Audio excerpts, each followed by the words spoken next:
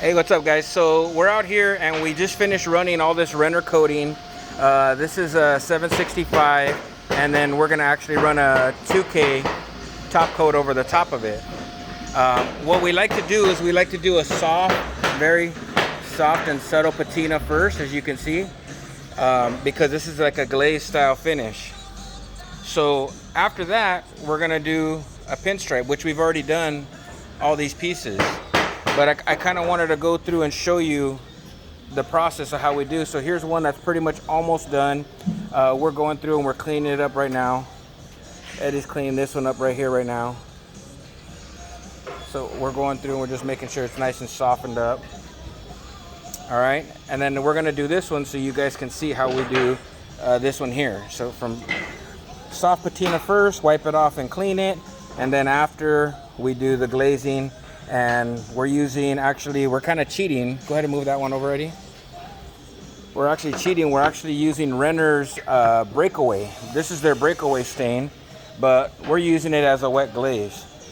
If you keep it wet, which this one dries very fast, if you keep it wet, you can definitely work it, but you got to keep it wet with a damp rag. So I did a little test sample first. As you can see, this is my test sample. I did a little test sample first. This is the sample door that was provided to us, and so I knew we were going to be okay. It just had to be tweaked a little bit in how we applied it. I tried the breakaway and it actually got a little too dirty, so we're doing it this way. We're going to apply it as a wet glaze, and it works. Like I said, you just got to work kind of fast when you're doing it. I'm taking this little artist brush. I typically like a 45-degree brush, but I give a bunch of them away to my customers after for touch-up. So I'm gonna go through and I'm just gonna take my line on the inside here. And I'm not really worried about getting my line like super clean or anything. I'm just trying to get the color in the edge. So I'll actually kind of just wet it over the edge a little bit. And then with the angle of the brush, I'll let it come over the edge of the door, just like so. And the main thing is to just keep this wet, and you won't have no problems working it. So now I have a damp cloth that I'm working right here. And as you can see, if I take it, I just get myself a nice, clean, fresh area like this. And then I'm gonna go through and just wipe it down, just like that. And this is not like a sharp pinstripe like some of them are, which some guys use pinstripe guns. I actually have a different technique for doing that I'll show in another video. But I'll just take it with a damp rag, because this is water-based glaze. This is water-based, actually, breakaway.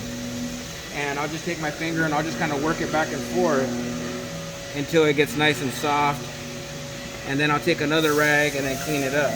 So my inside line, as you can see, is pretty much almost there. Right here, if you come in, Eddie, right here, you can see the patina is just a little bit darker right there. So I'm just gonna kind of get my finger and just kind of soften it up just a little bit. And then I'll come back and then with the rag clean it up nice and even. But this glaze actually works really nice. So that's our inside line is pretty much done.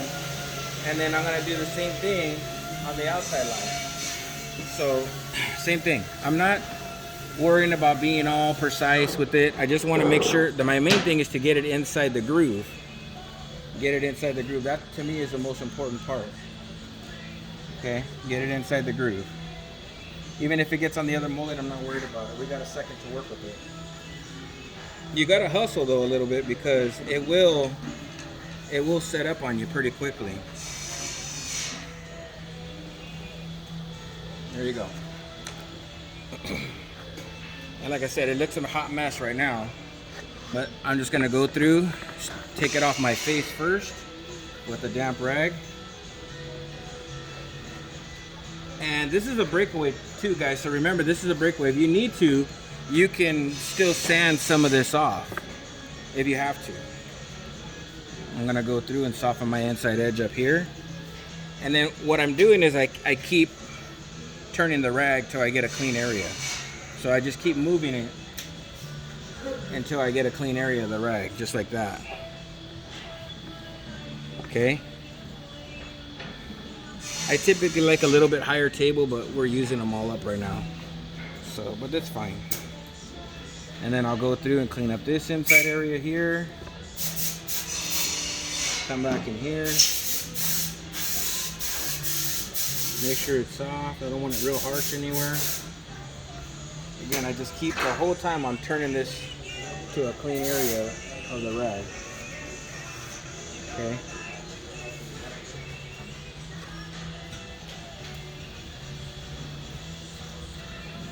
Go back through. Make sure it's clean. Make sure there's nothing on the face of it. And pretty much we're there. So again, this is the Renner breakaway glaze, and I love this product. It's a great product. I did apply it in the breakaway, but for me it was biting a little bit too hard to the door for what we were doing. But on the bottom we used Renner 765 1K with a catalyst to make it nice and hard. And then now we did our patina on it, and then after that we're gonna run our 851 on top of it. Our doors and molding and the cabinets and the molding is already all done.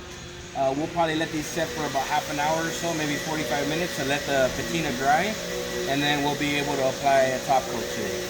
All right, so hopefully this helps you guys to see how we do it. I have one dry rag here also. So even if I come back and if I see something that's a little bit heavy, I can come back and I can wipe it in and soften it up. But I'm gonna grab our sample door. This one's kind of beat up. And this one's kind of dirty, but you can see we're there.